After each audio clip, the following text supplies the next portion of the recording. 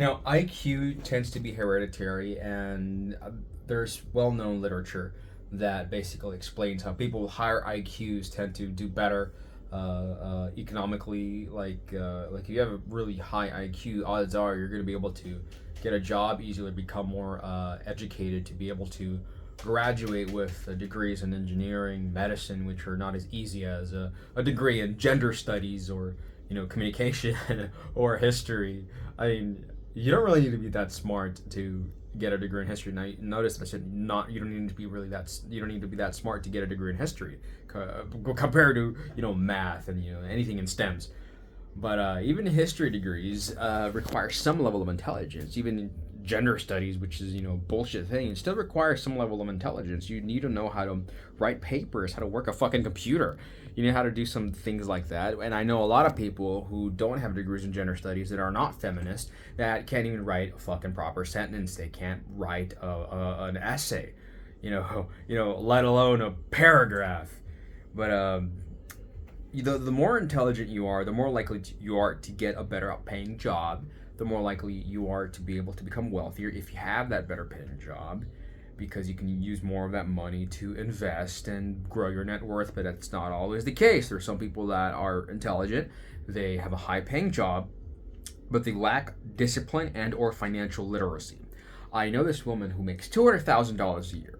She is an HR woman in a big company, and she might be making $200,000 a year, but she has so many payments. She's in debt, so she might be making $200,000 a year, but she's spending like 250,000 a year to that kind of money dollars in 1 year. So she is in debt due to lifestyle inflation and living above her means.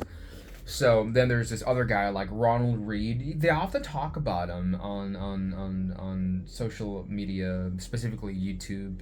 There's YouTubers like I think Chris Hogan and CNBC and other YouTubers that have made videos about him, saying like he was this guy, frugal. He worked as a janitor and parking lot attendant his whole life, and he did it on this like invested in blue chip companies and just kept on reinvesting the dividends.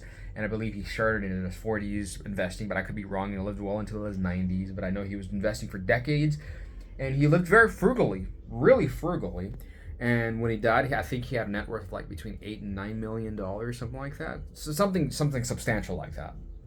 And a lot of people are like, oh, you see, like he was an average Joe, and he might have been an average Joe, but me personally, I don't believe he was an average Joe. He was in the military. Now a lot of people talk shit about military people, but if you're in the military, that means that you at least you have some level of intelligence, and you are disciplined, you are in shape, and you can follow directions. You're disciplined. Not everybody's disciplined. Like a lot of people today talk shit about people in the military, but the vast majority of Americans do not qualify to be in the military. Perhaps they're mentally ill, they have a criminal record, or they're massively overweight, or it's a combination of two or three things that prevent them from being in the military, or a fuckload of things that I haven't even mentioned that might disqualify you from being in the military. But Ronald Reed, he worked as a parking lot a gas station attendant and a janitor, but he did that for decades. But he also was able to purchase the gas station that he worked as an attendant. So he was, from my understanding, a former military, janitor, and a gas station owner. But these are jobs that don't really require like a job, like an IQ of like 150. But he was still an intelligent person. But even then, like these roles he had were not the most difficult things to probably get to. And he is someone that I think a lot of people could find themselves becoming, and a lot of people are. Like on a lot of my fucking subscribers, you guys might be gardeners. I have this gardener subscriber of mine. He's a really cool guy. He's in his like mid to late 20s, and he saved like $60,000 to $100,000.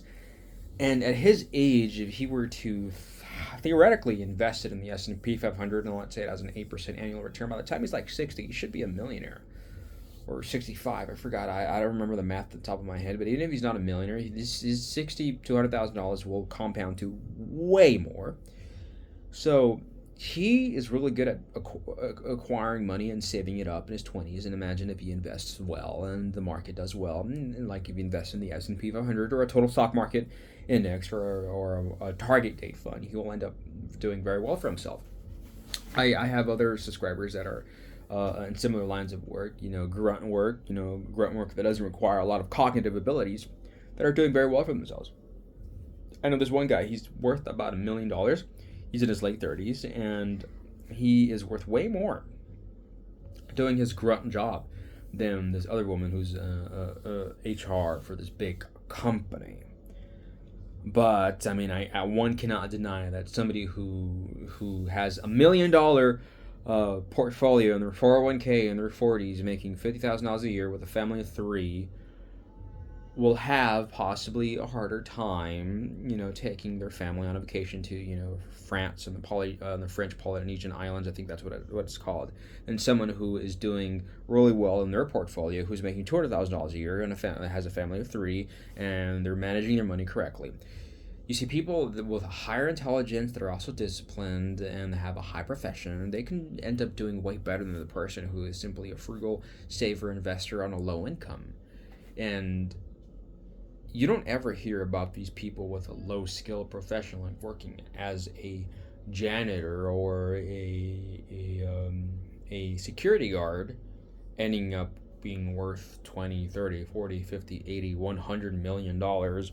Now I'm pretty sure it's possible. I mean, I'm pretty sure there's been trucking companies out there that started off with one dude being a trucker, and then he owning a truck, maybe doing really well, getting a second truck, getting a third truck, hiring other people, and they just kept on growing, and now he's an ultra high net worth individual. So it's possible that people that are in low skilled professions or professions that don't require you to have the intelligence of a rocket scientist could end up becoming profoundly wealthy and being an ultra high net worth individual. But it's highly unlikely. But at the same time, it's highly unlikely for you to become wealthy in any area, any industry, because the vast majority of people will fail. I mean, there's a Pareto distribution. If you take like 100 salesmen, there's going to be like 20% that are going to outperform, they're going to do better than the other 80%.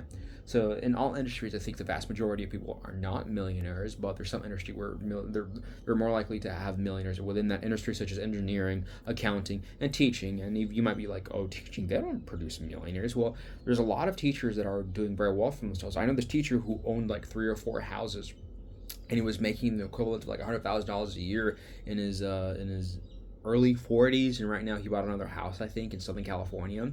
But he's really good at saving, so it's possible you could become wealthy in any profession. But the more intelligent you are, the more likely you are to have more money to be able to set aside to build wealth for you. I mean, it's a lot easier to build wealth if you're saving $40,000, $50,000 a year compared to this other person saving like $6,000, $8,000 a year.